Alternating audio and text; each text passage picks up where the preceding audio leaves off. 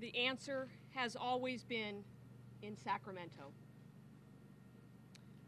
For over 40 years, countless victims have waited for justice. Over these years, hundreds of individuals have sought justice for these victims and their families. Many have dedicated their virtual entire professions to seeking this answer. For many of us,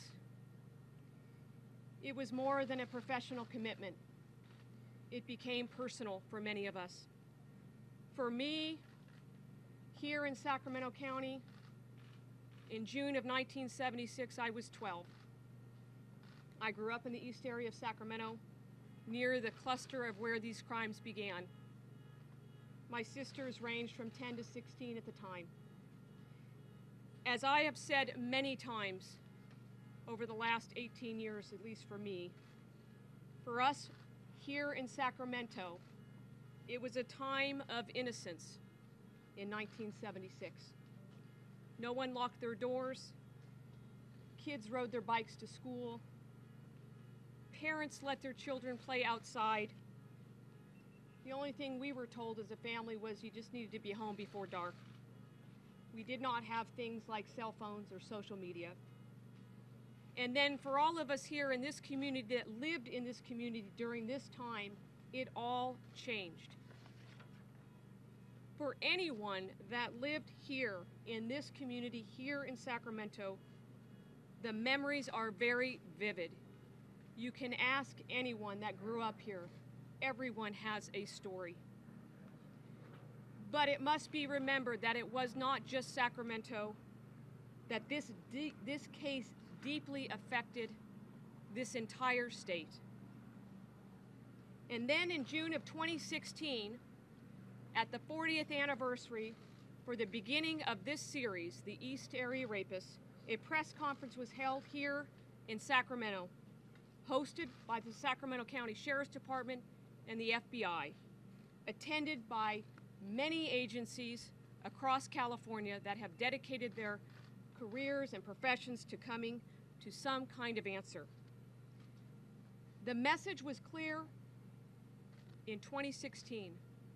The magnitude of this case demanded that it be solved.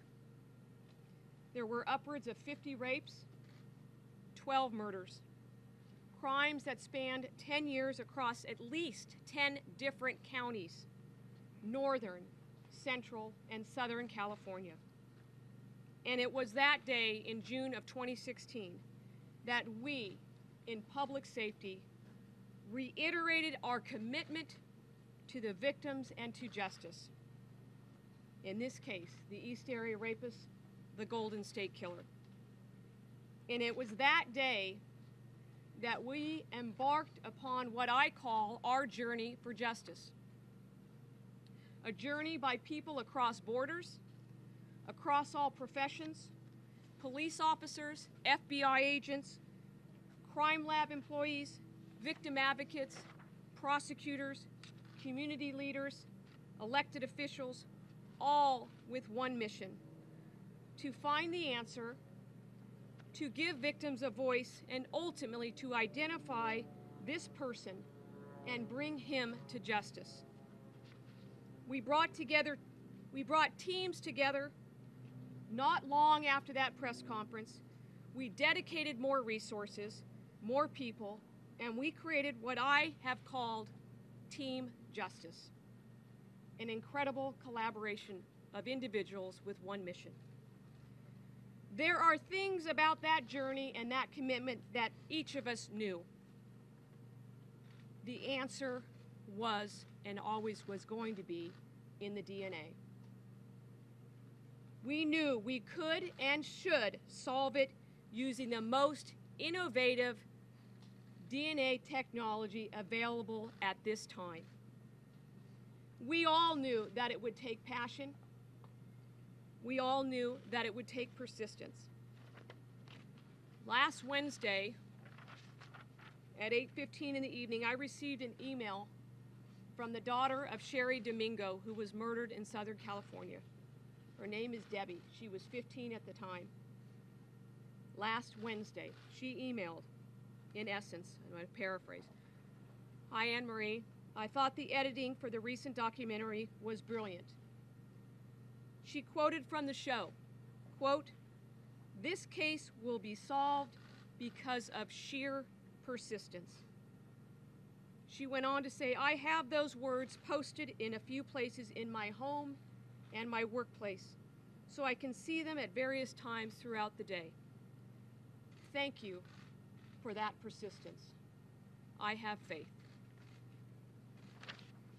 We all knew, as part of this team, that we were looking for a needle in a haystack, but we also all knew that the needle was there.